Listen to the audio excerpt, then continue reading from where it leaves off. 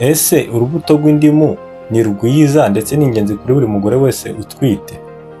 Ese buri mugore utwite wese yemerewe kuba yakoresha urubuto rw'indimu kugira ngo rumufashe mu mikurire myiza y'umwana no kuba rwamugirira umumaro mu buryo bugiye butandukanye nk'uko twabivuze mu kiganiro cyacu cyabanje?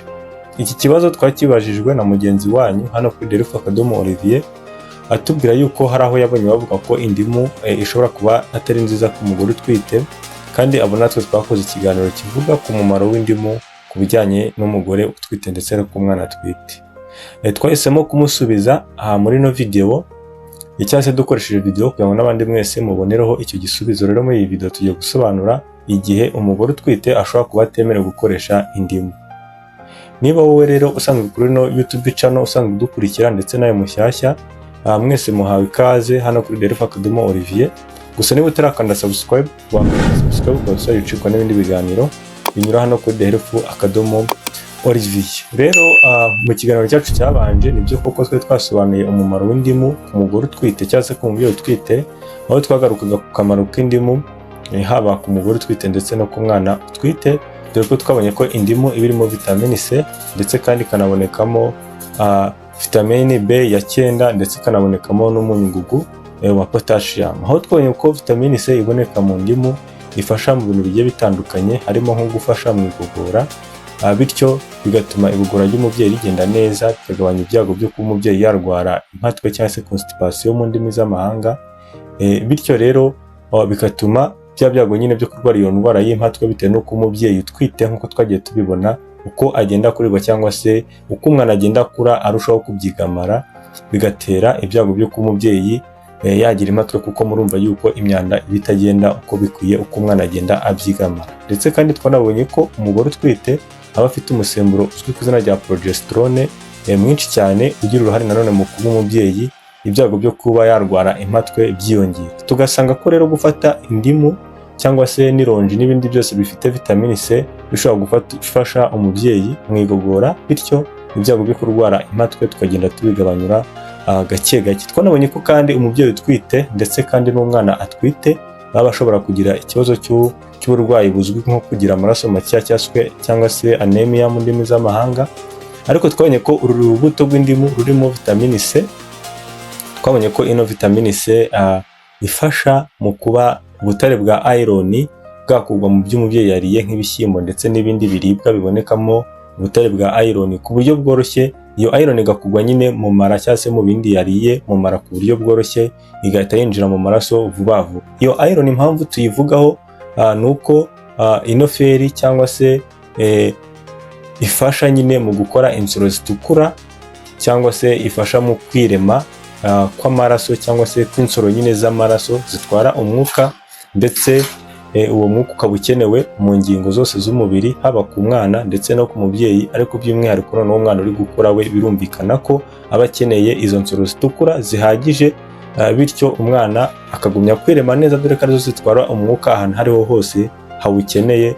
Umwana akagumya kwirema neza ndetse kandi akazanavuka adafite ibibazo byo kugira amaraso makeya. Nuko umubyeyi by'umwihariko twanabonye ko ino iron iba izafasha umubyeyi n'ubundi mu guhangana n'ikibazo cyo kuba yazagira amaraso makeya, dore ko aba nawe akeneye insoro zitukura zihagije. Ndetse kandi twanabonye ko ino vitamine B ya 9 cyangwa se folic acid iboneka mu ironji cyangwa se mu ndimu, twe twabonye ko nayo igira uruhare mu gufasha umwana mu kwirema neza, bikazamurinda kuvukana ibibazo birimo ubumuga. Ariko by'umwihariko twagarutse ku ndwara izwi ku izina rya spina bifida. Iyi ni indwara iterwa no kuba inzira z'imyakura zitarifunze neza zo mu rutirigongo, ibizwi nka neurotube defects.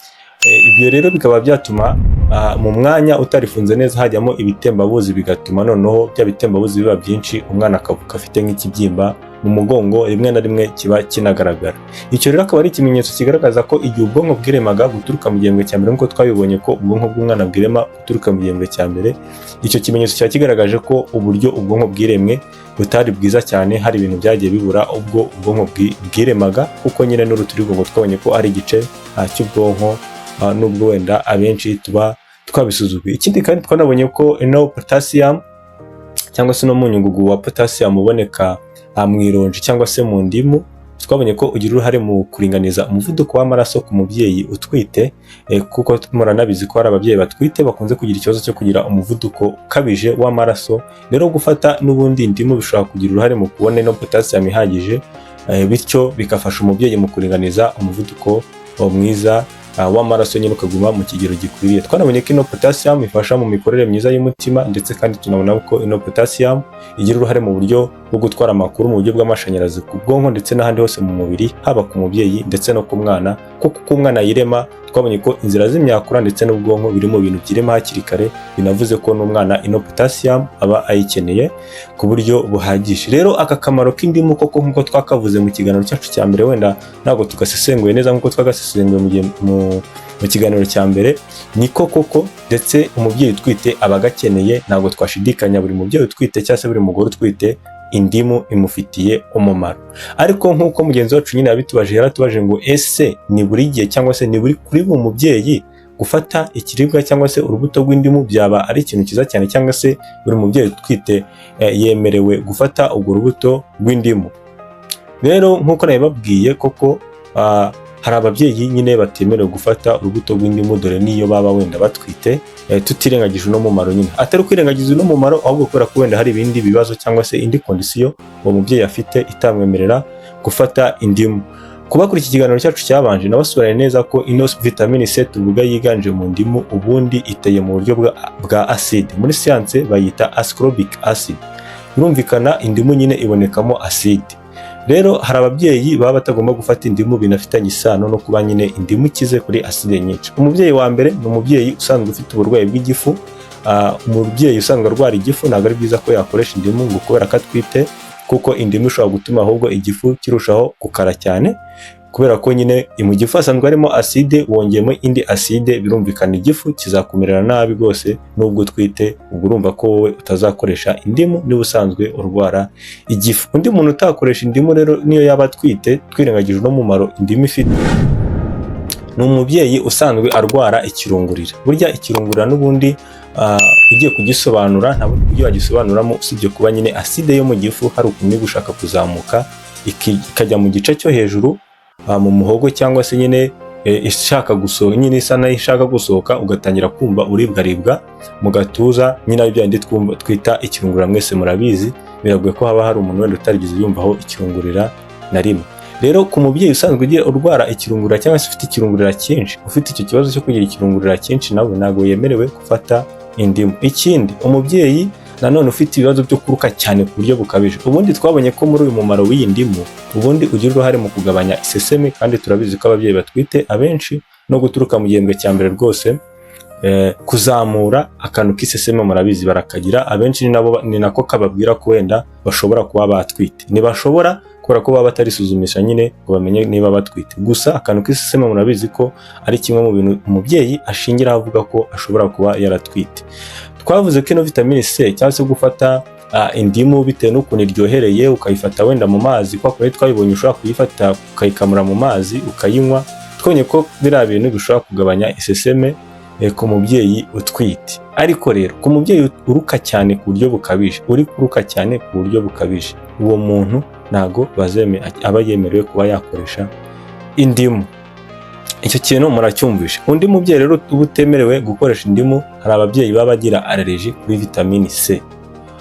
Muzi ikintu cya allergie nyine, kwa kundi ufata ikintu umubiri ukakivumburira. Mu Kinyarwanda turavuga ati iki kintu umubiri urakivumburira, icyo bita allergie mu ndimi z'amahanga.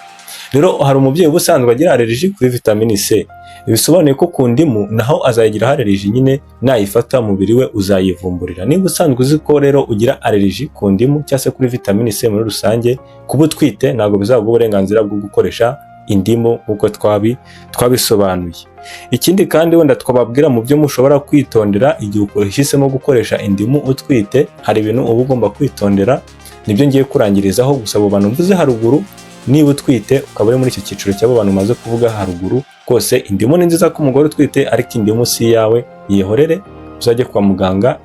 Izi ntungamubiri tuba tuvuga, hari iyindi miti bashobora kuguha cyangwa se indi binini bashobora kuguha bikagufasha, aho kugira ngo ukoreshe ibi ngibi bishobora kukugiraho ingaruka. Rero niba ukoresheje indimu uri umubyeyi utwite, uba uba ukwiye kumenya tutavuze mu kiganiro cya mbere, reka tubivuge. Icya mbere uba ukwiye kumenya ni ukumenya yuko gukoresha indimu ari byiza kubanza kuyironga ku buryo buhagije, kubera ko indimu akenshi uba usanga abakoze umushinga wenda wo kuzitera bajya bazitera imiti yica ubusimba, bityo rero kuyikoresha utayironze, niba ugiye kuyikatira mu mazi wenda utayikuyeho ibishishwa by'inyuma, birumvikana ko ushobora kuzanywa cyangwa se kunywa amazi y'indimu n'indimu birimo uriya muti bayiteye igihe bashakaga ko ubusimba butazangiza.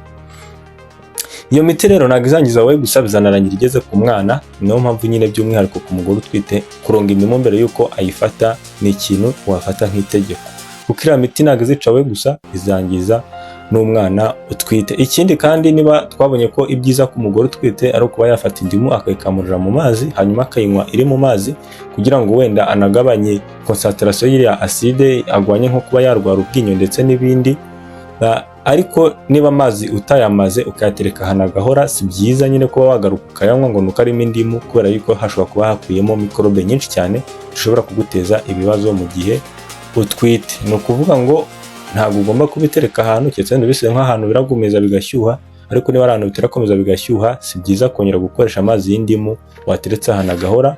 Uzahuriramo na mikorobe zamaze gukura, kandi umubyeyi utwite murabizi ko twasobanuye kenshi ko abasirikare b'umubiri baba bacitse intege, biba byoroshye cyane ko wahita ugira uburwayi buturutse kuri ibyo bintu ufashe byamaze kwandura. Rero ndizera ko mugenzi wacu watubajije kino kibazo hano kuri Delphin_Olivier abashije gusubizwa.